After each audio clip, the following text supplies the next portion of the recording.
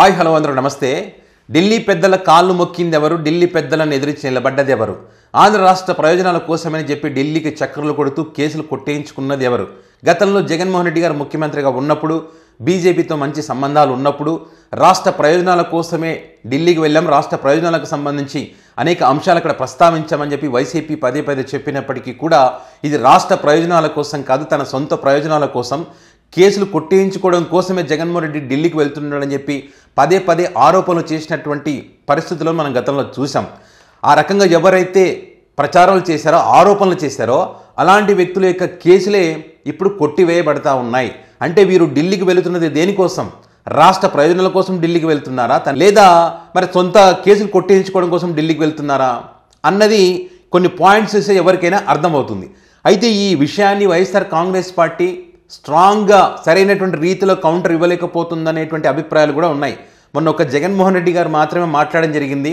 YCP social media ఈ అంశానికి సంబంధించి ఎక్కువగా ఫోకస్ చేయలేదనేటువంటి అభిప్రాయాలు సొంత పార్టీ నుంచి కూడా వస్తున్నాయి. ఎందుకంటే జగన్ గారిని గతంలో ఏ రకంగా అయితే మాట్లాడారో మరి ఇప్పుడు జరుగుతున్నది ఏమిటనే ప్రశ్నలు రెండింటికి వ్యత్యాసాన్ని ఇక్కడ ప్రస్తావించాలి కదా. జగన్మోహన్ రెడ్డి గారు ఎన్నోసార్లు ఢిల్లీకి వెళ్ళినప్పటికీ కూడా వీళ్ళు చెప్పినట్టు ఆరోపణలు ఏదైతే చేశారో మరి జగన్ గారికి సంబంధించి ఒక్క కేసైనా కొట్టివేయబడిందా? మరి ఎవరైతే ఇక్కడ టీడీపీ పార్టీ నుంచి ఆరోపణలు చేస్తారో వాళ్ళు కేసులు కొట్టివేయబడతా ఉన్నాయి కదా, ఆ అంశాన్ని ఎందుకు ప్రస్తావించకూడదు? సో అదొక అంశం. అయితే ఇక్కడ ఒక ట్విస్ట్ కూడా చోటు చేసుకుంది చంద్రబాబు గారి కేసులకు సంబంధించి చివరి నిమిషంలో. ఏమిటి ఆ ట్విస్ట్ అన్నది కూడా మనం చూస్తే ఇక్కడ చంద్రబాబు గారికి సంబంధించి ఎంత విచిత్రమో చూడండి. ఫర్ ఎగ్జాంపుల్ ఇప్పుడు లిక్కర్ కేసే తీసుకోండి. 2012లో ఉన్నటువంటి పాలసీని మార్చి 2015లో కొత్త పాలసీని తీసుకురావడం ద్వారా ఆంధ్ర రాష్ట్ర ప్రజలకు అంటే రాష్ట్ర ఖజానాకు 5,300 కోట్ల రూపాయలు నష్టం జరిగింది. ఎలా జరిగింది, ఎందుకు జరిగింది, ఏమేం చేశారు, ఎట్లా వాళ్ళు జోబులు నింపుకున్నారన్న దానికి ఆధారాలు ఉన్నాయి. ఛార్జ్ షీట్ కూడా నమోదు చేయడం జరిగింది. అప్పుడు వాసుదేవరెడ్డి గారు దీనికి సంబంధించి కంప్లైంట్ ఇవ్వడం జరిగింది. అంటే పక్క ఆధారాలు. అంటే వీటన్నిటిని కోర్టు దృష్టికి తీసుకుపోయినప్పుడు విచారణకు సంబంధించి ఓకే చెప్పింది, సిఐడి కూడా విచారణ చేసినట్టు అవసరం ఉందని చెప్పింది.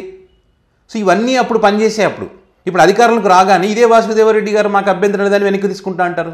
మరి ఇదే విచారణ చేసినటువంటి సిఐడి మాకు అభ్యంతరం లేదు, కేసు కొట్టేస్తా అని చెప్పి ఒక అఫిడవిట్ ఇస్తారు, క్లియర్ అఫిడవిట్.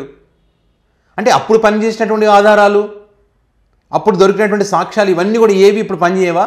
వీళ్ళు అధికారంలో ఉన్నందుకు, వీళ్ళు ఢిల్లీకి తిరుగుతున్నందుకు అంతే కదా అనుకోవాల్సి వస్తుంది కదా.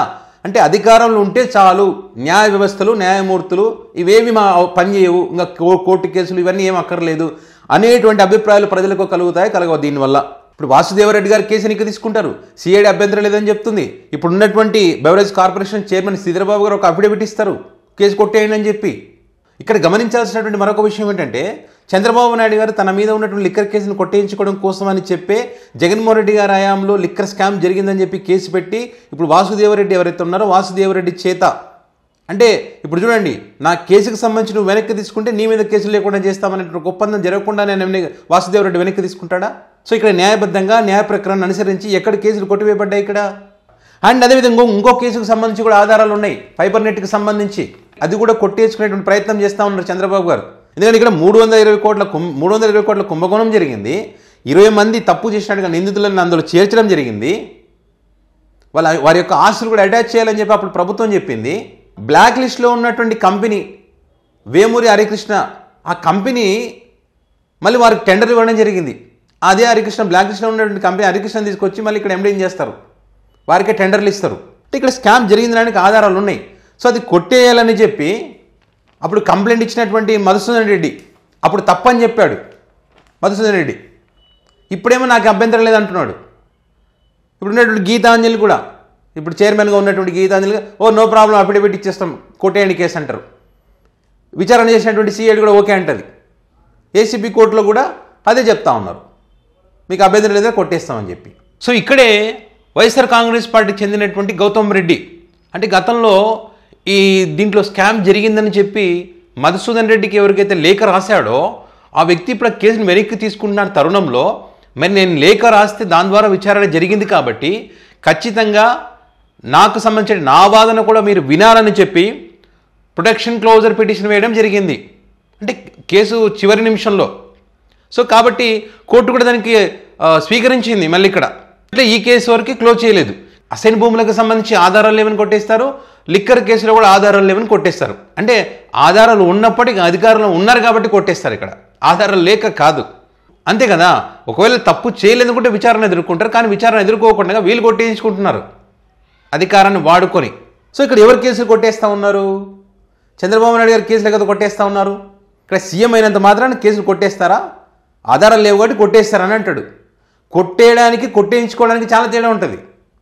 వాళ్ళ మీడియానేమో నిప్పు నిజం చంద్రబాబు గారి గురించి, నిప్పు లాంటి మనిషి కాబట్టి బయటపడ్డారని. అది కాదు కదా. ఇక్కడ మీరు నిజంగానే తప్పు చేయకపోయి ఉంటే, మీరు నిజంగానే నిప్పు అయితే, మీరు నిజంగానే నిజమైతే విచారణ జరగాలి, ట్రయల్ ఎదుర్కోవాలి. అవన్నీ జరిగిన తర్వాత అప్పుడు ట్రయల్ జరిగినప్పుడు బయటపడతాయి కదా. ఆ రకంగా కోర్టు పరిశీలించిన తర్వాత అప్పుడు ఇక్కడ చంద్రబాబు గారు తప్పు లేదని అప్పుడు కేసు కొట్టి వేస్తే అది నిప్పు నిజం, మీరు నిజాయితీపరులు. ఇది వేరు అది వేరు అవుతుంది కదా. అంటే ఇక్కడ మీరు ఢిల్లీకి తిరుగుతున్నది రాష్ట్ర ప్రయోజనాల కోసం కాదు. నిజంగా రాష్ట్ర ప్రయోజనాల కోసమే అయింటే ఏమేమి తీసుకొచ్చారు రాష్ట్రం కోసం? For example Visakha steel plant యొక్క పరిస్థితి ఏ రకంగా ఉందో మనం చూస్తూ ఉన్నాం. అమరావతి రాజధానికి సంబంధించి అప్పులు మాత్రమే, ఇంకా ఏమైనా చేశారా? అయితే ఇక్కడ మీ సొంత ప్రయోజనాల కోసమే ఢిల్లీకి వెళ్తున్నారు అనడానికి కేసులు కొట్టివేయబడుతున్నటువంటి తీరే అతిపెద్ద ఎగ్జాంపుల్గా ఎందుకు అనుకోకూడదు? ఇక్కడ జగన్ గారికి సంబంధించి మీకు సంబంధించి వ్యత్యాసం చాలా కనిపిస్తూ ఉంది కదా. మీరు జగన్ గారు ఢిల్లీకి వెళ్ళింది కేసుల కోసమే అంటే అప్పుడు అధికారంలో ఉన్నప్పుడు కూడా జగన్ గారికి సంబంధించి సిబిఐ 11 ఛార్జ్ షీట్లేమో దాఖలు చేసింది. సీఎంగా ఉన్నప్పుడు, బీజేపీతో మంచి సంబంధాలు ఉన్నప్పుడు ఇక్కడ కూడా జగన్మోహన్ రెడ్డి గారు పోయి నాకు కేసులు కొట్టేయండి అని చెప్పి అడగలేదు. కేసులు ఎదుర్కొంటాను, ఎందుకంటే నేను తప్పు చేయలేదు, విచారణ జరగనని చెప్పి ప్రతి దానికి సహకరించాడు. న్యాయ వ్యవస్థలు ఖచ్చితంగా మీరు రావాలన్నప్పుడు న్యాయ వ్యవస్థల దగ్గరికి వెళ్ళినట్టు కళ్ళ ముందు కనిపిస్తూ ఉన్నాయి కదా. మనం దాని గురించి కూడా తప్పు పట్టాం కదా. కోర్టులకు ముందు పోతే అట్లా నిలబడ్డాడని అవమానిస్తాం. పైకి చూస్తే నేను చూసావు, పైకి జడ్జినే పైకి చూస్తాడంటాం. కోర్టులో వీడియోలు తీసి బయట పెట్టి ఆనందం పొందుతాం.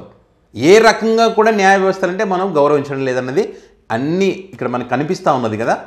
నిజంగానే జగన్మోహన్ రెడ్డి ఢిల్లీ పెద్దల కాలు మొక్కాలనుకుంటే గతంలో కాంగ్రెస్ పార్టీతో మీరు జతగట్టి జగన్ గారి మీద కేసులు పెట్టినప్పుడు 16 నెలలు జైల్లో పెట్టినప్పుడు ఎందుకు వచ్చిన బాధ నాకు అవసరమైందని చెప్పి ఢిల్లీకి పోయి కొంతమంది కాంగ్రెస్ పెద్దలు ఉన్నారు కదా, వాళ్ళందరూ చెప్పిన వారి మాట విని ఢిల్లీకి పోయి వారి కాలు మొక్కి ఉంటే కనుక కేంద్రంలో మంత్రి పదవి వస్తుంది, ప్రశాంతంగా ఉంటుండే, ఇబ్బంది లేదు కదా.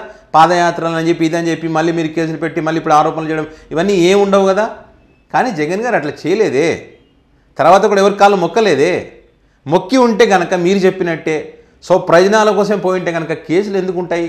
ఎప్పుడో కొట్టేసేవాళ్ళు కదా. సింపుల్, ఇక్కడ అర్థమవుతుంది కదా. అదే ఇప్పుడు అతిపెద్ద చర్చ. సో మరి బలంగా ఉన్నటువంటి వైసీపీ సోషల్ మీడియా ఈ విషయాన్ని ఎందుకు పక్కన పెట్టింది అన్నది కొంతమంది యొక్క ప్రశ్న. సో ఇప్పటికైనా ఈ అంశానికి సంబంధించి వైసీపీ గట్టిగా కౌంటర్ ఇవ్వాల్సినటువంటి అవసరం ఉంది. ఎందుకంటే గతంలో ఆరోపణలు చేశారు కాబట్టి అది విషయం. మరి దీనికి సంబంధించి మీ అభిప్రాయాన్ని కామెంట్ రూపంలో పెట్టగలరు.